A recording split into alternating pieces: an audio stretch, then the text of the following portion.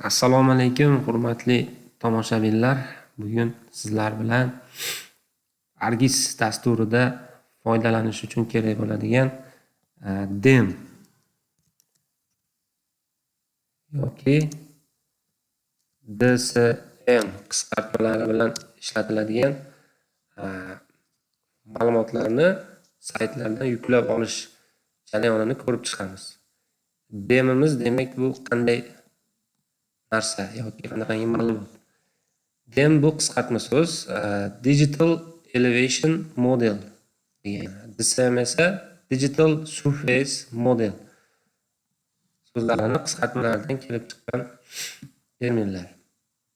Xo'p, bu ma'lumotlarni qaysi saytlardan olishimiz mumkin? Birinchi o'rinda tavsiya qiladiganim Open Topography sayti. Buni qidirib turib, demak birinchi o'rinda chiqyapti mana Open Topography. Mana shu saytga kiramiz. Albatta bu saytdan ma'lumot qilib olishingiz uchun siz oldin bu saytdan registratsiyadan o'tgan bo'lishingiz kerak. Ya'ni registratsiyadan o'tish uchun mana bu yerga Create New Account bosib turib, kerakli joydagi yacheykalarni to'ldirib, pochtangizga kelgan tasdiqlash havolasi yordamida ro'yxatdan o'tib qo'yishingiz mumkin. Xo'p, endi men bu saytdan ro'yxatdan o'tganman, shuning uchun tayyor akkaunt orqali kirib ishlatishim mumkin. Xo'p, demak, data bo'limidan data katalog oynasiga o'tib olib turib, o'zimizga kerakli bo'lgan maydonni areaga, ya'ni tanlab olamiz. Misol uchun O'zbekiston Respublikasini Farg'ona viloyati bo'yicha sizga X, Y, Z bo'yicha qiymatlari mavjud bo'lgan ma'lumotni qirqib olishingiz kerak. Bunaqa ma'lumotlar bilasiz, relieflarni shakllantirish uchun yoki 3D vizualizatsiya uchun kerak bo'ladi. Demak, birinchi o'rinda shu o'zingizga kerakli joyni topib olgandan so'ng Select Area orqali o'sha hududni belgilab ko'rsatasiz va ikkinchi etapda mana bu bo'limlardan Allos World 3D tanlab turib, bu yerdan ya'ni 30 metrgacha bo'lgan ma'lumotni olish.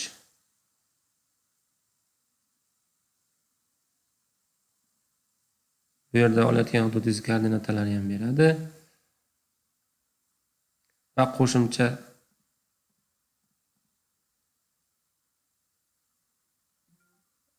raster ma'lumotlarni ham yuklab olishingiz mumkin bo'ladi. Va o'sha yuklab olish uchun e'tibor bering, sizda email qo'shilgan bo'lishi kerak. Ya'ni registratsiyadan o'tgan bo'lsangiz, bu narsa avtomatik chiqadi. O'zingizga kerakli punktlarga galochka qo'yib turib, raster formatimizni geotip kengaytmasida yuklab olamiz. Endi submit tugmasini bossak, bizda ikkita jarayon bo'ladi. Birinchisi, demak, so'rov yuborilmoqda sayt uchun ma'lumotni, ya'ni biz belgilagan hududni qirqib olish uchun so'rov yuborilyapti. So'rov oxiriga yetganda bu aylanib turgan joyda galochka, yashil galochka hosil bo'ladi. Va ikkinchi etapga avtomatik o'tadi.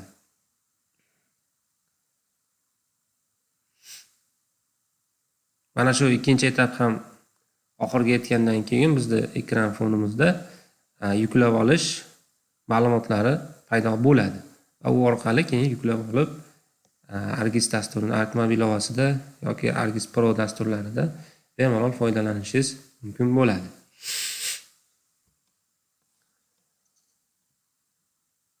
Ko'proq bu ma'lumotlar spatial analizlarda surface modellarini yoki 3D xaritalarni modellashtirishda kerak bo'ladi. Bu yerdagi natijalarni paydo bo'lishi biz belgilagan hududni ichidagi ma'lumotni darajasi, ya'ni katta kichikligiga ham bog'liq. Ya'ni albatta maydon katta bo'lgandan keyin bu yerdagi ma'lumot ham katta bo'ladi. Shu sababli biroz ko'proq vaqt ketishi mumkin.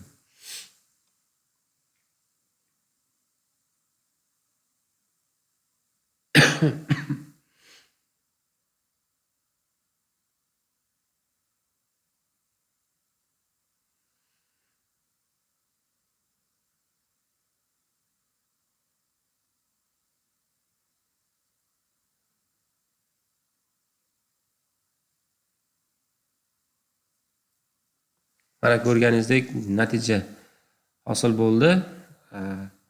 Biz belgilagan qo'shimcha ma'lumotlar Hillshade, Alos. Endi bizga raster AW3D TarGS ularni yuklab olamiz. Mana bu ko'rib turganimiz Vistarimiz bizga mana bu 6 xil ko'rinishdagi ma'lumotni yuklab beradi. Buni ham yuklab qo'yish tavsiya qilinadi. Mana faylimiz yuklanib bo'linyapti. Yuklanib bo'lingandan so'ng buni bemalol o'sha izolyatsiya qilib olib turib ilovalarda foydalanishimiz mumkin bo'ladi. E'tiboringiz uchun rahmat.